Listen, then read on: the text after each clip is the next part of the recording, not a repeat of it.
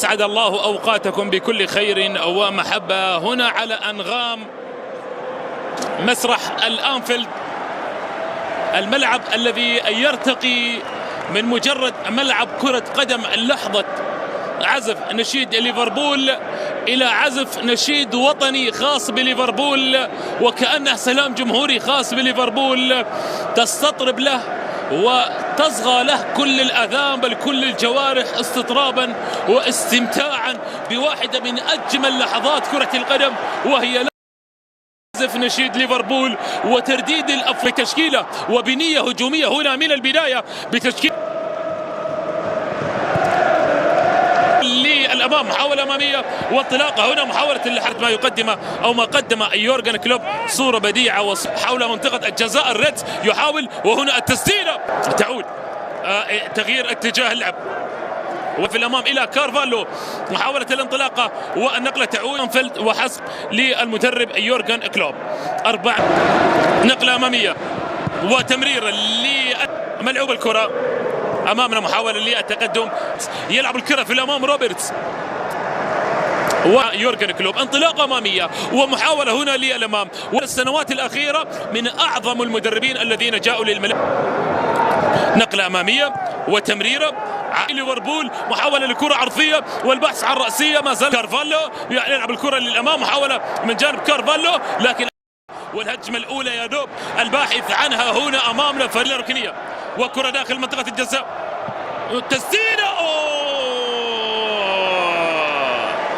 مرت بحث عن التقدم، إتاحة الفرصة والمرور والعرضية وإلى خارج أرضية الملعب أمامنا، والنقلة السلام هنا أمامنا والإبعاد بعد ذلك كرة عائدة إلى مينديز ليانغ، ركلة ركنية وكرة داخل منطقة الجزاء. الدوري الإنجليزي محاولة هنا أمامنا والكرة العرضية وإلى خارج أرضية الملعب. ديربي كاونتي واحد من الفرق مر قرن و38 عام من التأسيس. روب في وسط الملعب يلعب الكرة هنا للأمام لكن التغطية من ومحاولة للمرور والبحث عن كرة عرضية، لكن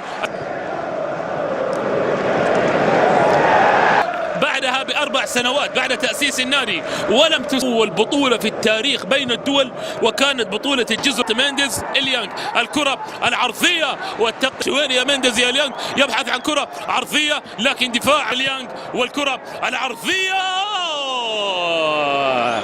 موزونة بصورة جميلة.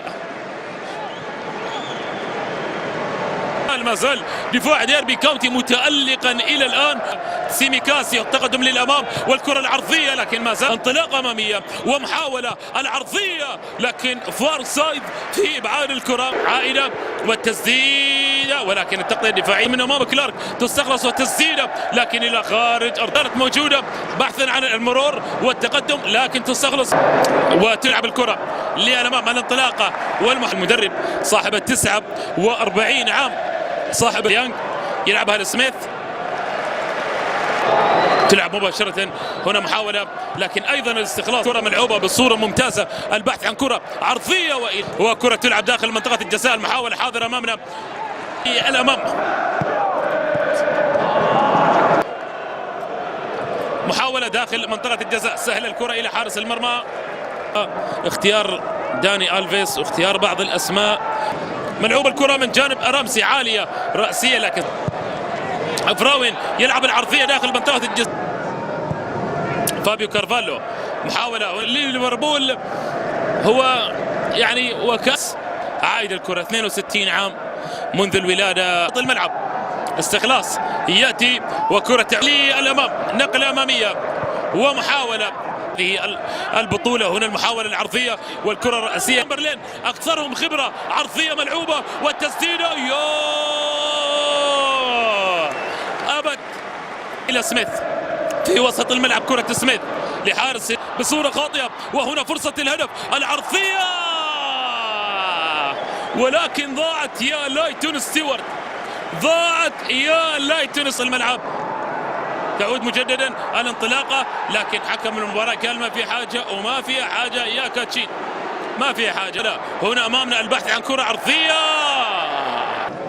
وتمريرة في الأمام، محاولة الاستلام لكن مو بعد الكرة مباشرة تعود مجددا تسديدة ركله ركنيه وكره داخل منطقه الجزاء امامنا. البحث عن كره بينيه داخل منطقه الجزاء. هنا الانطلاقه في الامام، لكن الاستخلاص من جانب الريدز. تتواصل بصوره جميله ومحاوله هنا امامنا. الكره العرضيه، كره في الامام، كره عرضيه، استلام حاضر امامنا. كلارك يلعب الكره للامام، لكن المباراه محتاجه لهدف. جو جوميز، محاولة أمامية تلعب والعرضية داخل منطقة الجزية، ما زالت قائمة أمامنا المحاولة. كرة تعود، سيحرك هذه المباراة. محاولة ملعوبة والكرة داخل منطقة ركنية، وكرة داخل منطقة الجزاء لديربي كاونتي. المحاولة لكرة مرسومة على محياه، مرسومة على محياه، وهنا التسديدة والكرة إلى خارج أرضية الملعب، إلى خارج أرضية الملعب. تعود مجددا داخل منطقة الجزاء. الساهل الموجودين هنا مع توليفة الريدز. محاولة ملعوبة تتواصل كلارك في الوسط ونقلة عرضية داخل المنطقة في الأمام. تعود الكرة مجددا إلى وسط الملعب. انطلاق شوط إذن حاضر أمامنا في التوليفة، مكونة كل من وايد سميث في حراس رامسي، وسط الملعب ستيفان بايجاج، بوبي كلارك. جاء السيطرة للأمام. محاولة لكرة عرضية لكن هدف، محتاجة لهدف. محاولة والعرضية ولكن ما مشت عايز الشباك تشامبرلين، لكن ما زالت قائمة الأمامية. تشامبرلين والتسديدة وداخل منطقة الجزاء. الأولى هنا أمامنا والتسديدة، وأقول هنا التقدم للأمام والتسديدة الثانية والتسديدة. الله، التقدم هنا للأمام والتسديدة، تقدم للأمام وهنا التسديدة. المباراة هنا محاولة أمامية والتسديدة حقيقة. هنا محاولة للأمام، نونز بتسديدة يقدم هنا أمامنا والكرة تسديدة. إليوت، هل تحيي الآمال أم تحسم التسديدة؟ الله، تحسم. السلام عليكم، ازيكم عاملين ايه؟ يا رب تكونوا بخير. بما ان الجو برد بقى نبدا نعمل وصفات الشتاء الجميله. النهارده هنقدم الفاكهه بطريقه حلوه جدا جدا وحصريه مش هتلاقوها عند حد تاني. حطوا لنا لايك للفيديو وصلوا على النبي في الكومنتات وقولوا لي بتتابعوني منين، ويلا بينا على طول نسمي ونصلي على الرسول. اللهم صل وسلم وبارك على سيدنا محمد.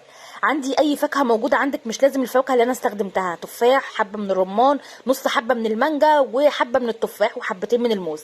هبدا ان انا هقطعهم قطع صغيره وافصصهم بالشكل ده. بعد كده عندي بقى نص لتر من الحليب، هضيف عليه معلقتين كبار من الكاستر او النشا اللي موجوده عندك، 4 معالق من السكر، وممكن تقللي السكر على حسب ما انت عايزه، وكمان معلقه صغيره من الفانيليا. هاخدهم على النار واقلبهم كويس جدا لحد ما قوامهم يتقل بالشكل ده. هبدا ان انا هغطي الكاستر بتاعي او كريمه الكاستر بتاعتي، هغطيها بكيس بلاستيك علشان مش عايزه يبقى ليها قشره كده من فوق، عايزاها تبقى حلوه ما فيهاش قشر من فوق وكريميه. بعد ما تبرد تماما هقلبها تقليبه كده سريعه وهضيف عليها الفاكهه بالشكل ده، وكده يبقى الوصفه بتاعتنا خلصت. مش عايزه اوصف لكم جمالها وحلاوتها واناقتها وشياكتها في التقديم، وكل اللي هيدوقها بجد هينبهر من طعمها. اهم حاجه استخدمي الكاستر وهو بارد، وبالهنا والشفا زي ما انت عايزه. ما تنسوش لو عجبكم الفيديو ما تنسونوش باللايك. مع السلامه.